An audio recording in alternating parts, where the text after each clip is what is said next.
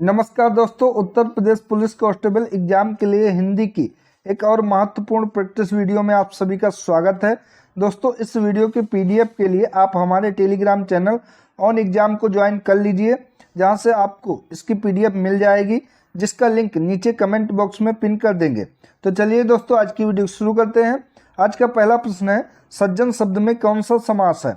कर्मधारय समास, तत्पुरुष समास, द्वंद्व समास या द्विगु समास? तो सज्जन शब्द का अगर हम समास विग्रह करेंगे तो होगा सत है जन जो, ये इसका समास विग्रह होगा, यानी कि इसमें कर्मधारय समास है। ऑप्शन नंबर ए इसका सही जवाब हो जाएगा। कर्मधारय समास वो समास होता है जहां पहला पद प्रधान हो तथा विशेषण हो और पद का अंतिम जो पद हो वो विशेष से हो, वहां पर कर्मधारय समास हो जाएगा। ए इसका राइट ऑप्शन है। अगला, एक भारतीय आत्मा के नाम से कविता की रचना किसने की है? तो एक भारतीय आत्मा के नाम से कविता की रचना जो कि माखनलाल चतुर्वेदी ने की है। ऑप्शन नंबर सी इसका सही जवाब हो जाएगा। इनकी अन्य प्रमुख रचनाएं हैं जिनमें हिम किरीटिनी, हिम तरंगिणी, युगचरण, माता आदि रचनाएं इनकी शामिल हैं। अगला क्वेश्चन, पश्चिमी हिंदी का संबंध किस अपभ्रंश से माना जाता है? इंपॉर्टेंट क्वेश्चन है ये। तो पश्चिमी हिंदी का संबंध जो कि शोर सैनी अपभ्रंश से माना जाता है। ऑप्शन नंबर ए इसका राइट ऑप्शन हो जाएगा। अगर पश्चिमी हिंदी में शामिल बोलियों की बात करें तो इनमें ब्रज भाषा है, कन्नौजी है, बुंदेली है, खड़ी बोली है, बांगरू है और राजस्थानी है। ये सभी बोलियां जो कि पश्चिमी हिंदी के अंतर्गत आती हैं। अगला है, जो तर्क द्वारा माना जा चुका हो इस वाक्यांश के लिए उपयुक्त शब्द क्या हो जाएगा? तर्क सिद्धि, तर्क सम्मत, तर्क शास्त्र या तर्क साध्य? तो जो तर्क के द्वारा माना जा चुका हो इस वाक्यांश के लिए एक शब्द हो जाएगा तर्क सम्मत। Option number B right option है। अगला, रामचंद्र शुक्ल द्वारा लिखित आलोचनात्मक ग्रंथ निम्न में से कौन सा नहीं है? तो ये सभी रचनाएं जैसे कि रस मीमांसा, भ्रमर गीत सार, शिल्प और दर्शन, जायसी ग्रंथावली, ये सभी रचनाएं जो कि रामचंद्र शुक्ल के द्वारा लिखी गई हैं, लेकिन इसमें आलोचनात्मक ग्रंथ जो कि शिल्प और दर्शन नहीं है। तो ऑप्शन नंबर 20 का सही जवाब हो जाएगा। अगला है, पूर्व मध्यकाल को हिंदी साहित्य में किस नाम से भी जाना जाता है? तो पूर्व मध्यकाल को हिंदी साहित्य में भक्ति काल के नाम से भी जाना जाता है। ऑप्शन नंबर सी इसका राइट ऑप्शन हो जाएगा। अगर भक्ति काल का टाइमलाइन देखें तो 1375 ईस्वी से लेकर 1700 तक जो कि भक्ति काल है। अगर आदिकाल की बात करें तो आदिकाल को वीर गाथा काल भी कहा जाता है। ठीक है, ध्यान रखेंगे कि आदिकाल को वीर गाथा काल भी कहा जाता है और इसकी टाइमलाइन 1050 ईस्वी से लेकर 1375 ईस्वी तक है। ठीक है, वहीं रीतिकाल की बात करें तो रीतिकाल को उत्तर माध्यकाल भी कहा गया है। इसकी टाइमलाइन 1700 से लेकर 1900 ईस्वी तक है और गद्यकाल को आधुनिक काल भी कहा गया है। इसकी टाइमलाइन जो कि 1900 ईस्वी से जो भी आगे का समय यानी कि जो चल रहा है वर्तमान में, ये गद्यकाल चल रहा है। तो इसका राइट ऑप्शन हो जाएगा ऑप्शन नंबर सी कि पूर्व मध्यकाल को हिंदी साहित्य में भक्ति काल के नाम से भी जाना जाता है। अगला है, कोष्टक में दिए गए विराम चिन्ह का नाम क्या है? तो कोष्टक में ये विराम चिन्ह दिया गया है जो कि विस्मय बोधक विराम चिन्ह है। अल्प विराम जो कि इस तरीके का होता है, इस तरीके का अल्प विराम होते हैं। प्रश्नवाचक इस तरीके का होता है और पूर्ण विराम इस तरीके का होता है, जो कि पूर्ण विराम यहाँ पे ऐसे लगाया जाता है और ये प्रश्नवाचक चिन्ह है। तो ये ध्यान रखेंगे, इसका राइट ऑप्शन है ऑप्शन नंबर डी कि कोष्टक में दिया गया विराम चिन्ह जो कि विस्मय बोधक चिन्ह है। अगला है, पीपर पात सदिश मंडोला, इनमें कौन सा अलंकार है? उपमा, उत्प्रेक्षा, रूपक, अनुप्रास। तो इसका अर्थ हुआ कि पीपल के पत्ते के समान मन डोलता है, यानी कि जो मन की तुलना है वो पीपल के पत्ते से की गई है, इसलिए यहाँ पर उपमा अलंकार हो जाएगा। क्योंकि यहाँ पर उपमा की गई है तो ऑप्शन नंबर ए इसका सही जवाब हो जाएगा। अगला है, इनमें से कौन सा शब्द तद्भव है? तो धतूरा, डोरा, जुआ, ये सभी शब्द जो कि तद्भव शब्द हैं, तो ऑप्शन नंबर डी इसका राइट ऑप्शन हो जाएगा। ठीक है, अगला है, भक्ति रस के प्रतिष्ठापक आचार्य इनमें से कौन है? तो भक्ति रस के प्रतिष्ठापक आचार्य इनमें से रूप गोस्वामी जी हैं। ऑप्शन नंबर ए इसका सही जवाब हो जाएगा। अगला क्वेश्चन है, क्रिया के संबंध में इनमें से कौन सा कथन सही है। दोस्तों आपको सबसे पहले ध्यानपूर्वक प्रश्नों को पढ़ना है, क्योंकि यहाँ पर सही कौन सा है या नहीं है इस तरीके से कंफ्यूज करते हैं क्वेश्चन। तो सबसे पहले आपको प्रश्न को अच्छे से ध्यान से पढ़ना है, उसके बाद आपको उत्तर देने हैं। तो पूछा है कि क्रिया के संबंध में इनमें से कौन सा कथन सही है। तो सही है पूछा, तो क्रिया अभिकारी शब्द होते हैं, जो कि गलत है। क्रियापद के उस अंश को धातु कहते हैं जो किसी क्रिया के विकारी रूपों में पाया जाता है, या क्रियापद के उस अंश को धातु कहते हैं जो किसी क्रिया के प्रायः सभी रूपों में पाया जाता है। तो ऑप्शन नंबर सी इसका सही जवाब हो जाएगा कि क्रियापद के उस अंश को धातु कहते हैं जो किसी क्रिया के प्रायः सभी रूपों में पाया जाता है। सी इसका राइट ऑप्शन हो जाएगा। अगला है त्रिधारा नामक ग्रंथ के रचनाकार कौन है। तो त्रिधारा नामक ग्रंथ के रचनाकार जो कि सुभद्रा कुमारी चौहान है। तो ऑप्शन नंबर सी इसका सही जवाब हो जाएगा। और यह इनका एक कविता संग्रह है, ये भी ध्यान रखेंगे।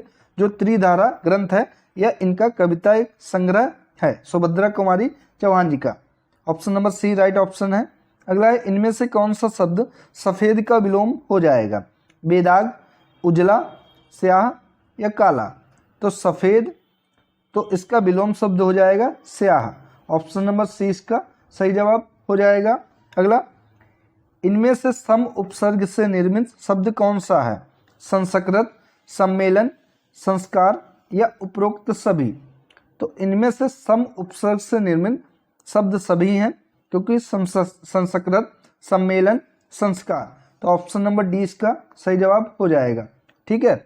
अगला है मैला आंचल उपन्यास में तहसीलदार विश्वनाथ प्रसाद के पौत्र का क्या नाम था।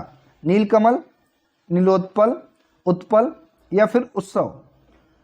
तो मैला आंचल उपन्यास में तहसीलदार विश्वनाथ प्रसाद के पौत्र यानी कि पोते का नाम था जो कि नीलोत्पल। ऑप्शन नंबर 20 का करेक्ट ऑप्शन हो जाएगा। बहुत ही इंपॉर्टेंट ये रचना है। अगर पूछे किसकी है मैला आंचल तो ध्यान रखिएगा फणीश्वर नाथ रेणु, ये इनका उपन्यास है। किसका? फणीश्वर नाथ रेणु। ठीक है। तो ऑप्शन नंबर इसका बी राइट ऑप्शन हो जाएगा। अगला है ग्रंथ के बचे हुए अंश जो प्रायः अंत में जोड़े जाते हैं, इसके लिए प्रयुक्त शब्द इनमें से क्या हो जाएगा। परिशिष्ट, संदर्भ सूची, अनुक्रमणिका या परिशिष्टों। तो ग्रंथ के बचे हुए अंश जो कि प्रायः अंत में जोड़े जाते हैं, इसके लिए एक शब्द हो जाएगा परिशिष्ट। ऑप्शन नंबर ए इसका करेक्ट ऑप्शन हो जाएगा। ठीक है। अगला है इनमें से कौन सा वाक्य शुद्ध है। तो शुद्ध वाक्य यहाँ पर पूछा है कि कौन सा होगा। तो मोहन सुबह की पटना सिधार गया, मोहन सुबह ही पटना चला गया, मोहन सुबह ही पटना को चला गया, मोहन सुबह ही पटना में पधार गया। तो ये तीनों गलत हैं। ऑप्शन नंबर 20 का सही है कि मोहन सुबह ही पटना चला गया। तो ऑप्शन नंबर 20 का राइट ऑप्शन हो जाएगा।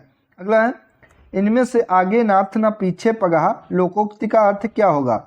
जिम्मेदार व्यक्ति होना, अत्यंत गरीब होना, पशुविहीन होना या किसी तरीके की जिम्मेदारी का ना होना। तो इसका राइट ऑप्शन हो जाएगा कि आगे नाथ ना पीछे पगहा। इस लोकोक्ति का सही अर्थ होगा कि किसी भी तरह की जिम्मेदारी का ना होना। तो ऑप्शन नंबर डी इसका राइट ऑप्शन हो जाएगा। अगला है बाल की खाल निकालना मुहावरे का सही अर्थ क्या होगा। बढ़ा चढ़ाकर बात कहना, गुण दोष की परख करना, बहुत मीन मेक निकालना या मुश्किल काम करना। तो बाल की खाल निकालना मुहावरे का सही अर्थ हो जाएगा कि बहुत मीन मेक निकालना। ऑप्शन नंबर सी इसका करेक्ट ऑप्शन हो जाएगा। यानी कि हर बात में कोई ना कोई कमी निकालना, उसी को कहते हैं कि बहुत मीन मेक निकालना। Option number C right option है। अगला 4 दिन की चांदनी फिर अंधेरी रात। इस लोकोक्ति का सही अर्थ क्या होगा। थोड़े दिन का सुख, चांद ना दिखाई देना, 4 दिन चांद दिखना, सुख ही सुख होना। तो ये भी गलत है। तो ऑप्शन नंबर ए इसका सही जवाब हो जाएगा कि 4 दिन की चांदनी फिर अंधेरी रात, यानी कि थोड़े दिन का सुख। अगला साहित्य में रस का अर्थ क्या होता है। साहित्य की मिठास, किसी रस का आनंद, किसी फल का स्वाद या साहित्य से मिलने वाली अनुभूति। तो साहित्य में रस का अर्थ होता है कि साहित्य से मिलने वाली आनंदभूत। ऑप्शन नंबर डी इसका सही जवाब है। अगला इनमें से कौन सा कनक शब्द का अर्थ नहीं है। छल, खजूर, सोना या फिर धतूरा। तो इनमें से कनक शब्द का अर्थ नहीं है जो कि छल। बाकी खजूर, सोना और धतूरा ये सभी कनक शब्द के अर्थ हैं सिवाय छल के। तो ऑप्शन नंबर ए इसका राइट ऑप्शन हो जाएगा। अगला है अमेंडमेंट का हिंदी पर्याय क्या है? संकल्प, संशोधन, सर्वक्षमा या कार्यसूची। तो अमेंडमेंट का हिंदी पर्याय हो जाएगा जो कि आपका संशोधन हो जाएगा। Option number B right option है। अगला क्वेश्चन, मैं विदेश नहीं जाऊंगा, यह किस प्रकार का वाक्य है? प्रश्नवाचक वाक्य है, संकेतवाचक वाक्य है, विधानवाचक वाक्य है या फिर निषेधवाचक वाक्य है? तो यहाँ पर कह रहा कि मैं विदेश नहीं जाऊंगा, यानी कि नहीं आ गया अगर वाक्य में तो जाहिर सी बात मना कर रहा है, तो निषेधवाचक वाक्य हो जाएगा। ऑप्शन नंबर डी इसका राइट ऑप्शन है। अगला, 80 की आमद 90 खर्च, इस लोकोक्ति का सही अर्थ क्या होगा? अपनी कुशलता देखना, अधिक दुराशा, पूर्ण स्वतंत्रता होना या आय से अधिक खर्च करना। तो इसका राइट ऑप्शन है कि 80 की आमद 90 खर्च, यानी कि आय से अधिक खर्च करना। ऑप्शन नंबर डी सही जवाब है। अगला, छाया, आकाशदीप, प्रतिध्वनि, पुरस्कार, आंधी, ये सब किस विधा की रचनाएं हैं? नाटक हैं, उपन्यासकार हैं, उपन्यास हैं, काव्य हैं या फिर कहानियां हैं? तो छाया, आकाशदीप, प्रतिध्वनि, पुरस्कार, आंधी, ये सभी जो कि कहानियां हैं। ऑप्शन नंबर डी इसका करेक्ट ऑप्शन हो जाएगा। अगला है, निम्नलिखित प्रश्न में 4 विकल्प दिए गए हैं, जिनमें से उस विकल्प का चयन करें जो शब्द वाक्य का सबसे अच्छा एक शब्द विकल्प है। रात में घूमने वाला, इसके लिए एक शब्द क्या हो जाएगा? तो इसके लिए एक शब्द हो जाएगा निशाचर, यानी कि जो रात में घूमता है। ऑप्शन नंबर सी इसका करेक्ट ऑप्शन हो जाएगा। अगला, निम्नलिखित प्रश्न में 4 विकल्प दिए गए हैं, जिनमें एक शब्द दिए गए अनेकार्थी शब्द का एक अर्थ है, उस शब्द को चुनें। तो मुद्रा का एक दूसरा अर्थ क्या हो जाएगा? रूप, भाग, पर्वत या फिर गोद। तो मुद्रा का एक अन्य हो जाएगा जो कि हो जाएगा कि रूप, मुद्रा। ऑप्शन नंबर ए इसका करेक्ट ऑप्शन है, ये इसका अनेकार्थी शब्द है। अगला, निम्नलिखित प्रश्न में 4 विकल्पों में से सही कर्ता कारक को पहचानिए। रोहन ने हॉकी खेली, रोहन ने हॉकी खेली, तो इसमें कारक पूछा गया है जो कि कर्ता कारक है ने। ठीक है, ऑप्शन नंबर बी इसका करेक्ट ऑप्शन है। अगला, नीचे दिए गए प्रश्न का सही विकल्प पहचानिए। कर्ता का अर्थ क्या होता है? जो संबंध जोड़े, जो कार्य करे, जिससे काम हो या जिसका काम हो। तो कर्ता का सही अर्थ होता है जो कि जो कार्य करे। ऑप्शन नंबर 20 का सही जवाब हो जाएगा। ठीक है। अगला, निम्नलिखित प्रश्न में 4 विकल्पों में से दिए गए वाक्य का सही काल वाला विकल्प पहचानिए। तो आज वर्षा होगी, ये कौन से काल का प्रश्न है? सामान्य वर्तमान काल, संभाव्य वर्तमान काल, सामान्य भविष्य काल या फिर भूतकाल। तो कह रहा है कि आज वर्षा होगी, तो जो कि सामान्य भविष्य काल है। ऑप्शन नंबर सी इसका करेक्ट ऑप्शन हो जाएगा। ठीक है।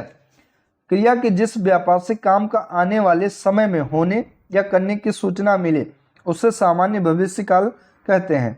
ठीक है, ध्यान रखेंगे। अगला है, निम्नलिखित प्रश्न में 4 विकल्पों में से सही सकर्मक क्रिया का उदाहरण पहचानिए।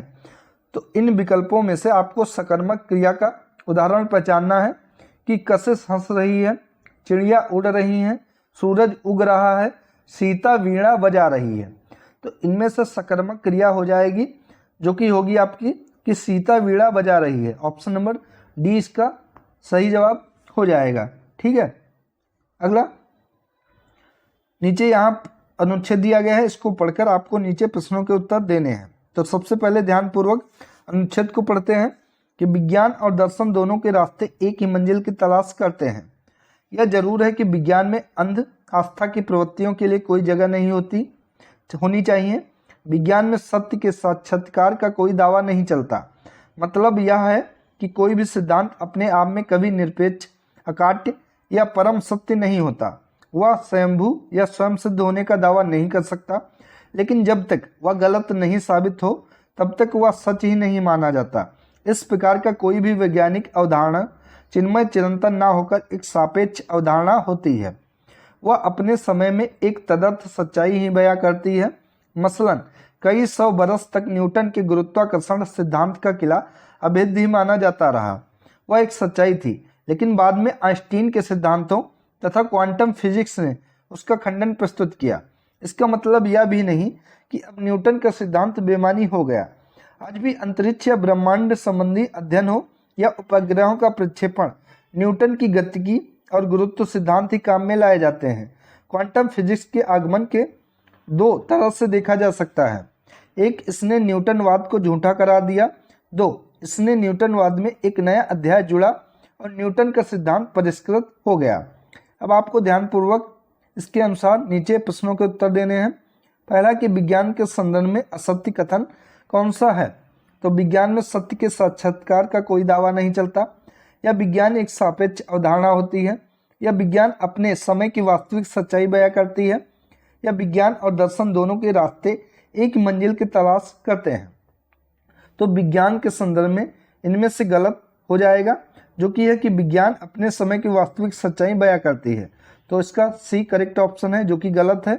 अगला, निम्न में से किसका कोई भी सिद्धांत अपने आप में कभी निरपेक्ष, अकाट्य या परम सत्य नहीं होता है? दर्शन का, विज्ञान का, साहित्य का या फिर इतिहास का? तो ये विज्ञान का नहीं होता है। Option number B correct option है। अगला, न्यूटन का सिद्धांत किसकी वजह से परिष्कृत हुआ? क्वांटम फिजिक्स, गुरुत्वाकर्षण सिद्धांत, गति का नियम या भारतीय दर्शन? तो क्वांटम फिजिक्स की बात की जा रही है। तो न्यूटन के सिद्धांत जो कि क्वांटम फिजिक्स की वजह से परिष्कृत हुआ है। ऑप्शन नंबर ए इसका सही जवाब है। अगला, आज भी उपग्रहों के प्रक्षेपण में किसका प्रयोग होता है? क्वांटम फिजिक्स का, डॉपलर प्रभाव का, गुरुत्वाकर्षण सिद्धांत का या ऊष्मा का यांत्रिक तुल्यंक का? तो आज भी उपग्रहों के प्रक्षेपण में जो प्रयोग किया जाता है वो गुरुत्वाकर्षण सिद्धांत प्रयोग किया जाता है। सी इसका सही जवाब है। किसने न्यूटनवाद को झूठा करार दिया? गुरुत्वाकर्षण सिद्धांत ने, क्वांटम फिजिक्स ने, गति के नियम ने या ऊर्जा के संरक्षण के नियम ने? तो न्यूटनवाद को झूठा करार दिया, जो कि क्वांटम फिजिक्स ने। ऑप्शन नंबर बी इसका करेक्ट ऑप्शन हो जाएगा। तो दोस्तों ये थी आज की हिंदी की महत्वपूर्ण प्रैक्टिस वीडियो। दोस्तों वीडियो अगर आप सभी को अच्छी लगी हो तो वीडियो को लाइक करें, शेयर करें और चैनल को सब्सक्राइब करें। धन्यवाद दोस्तों।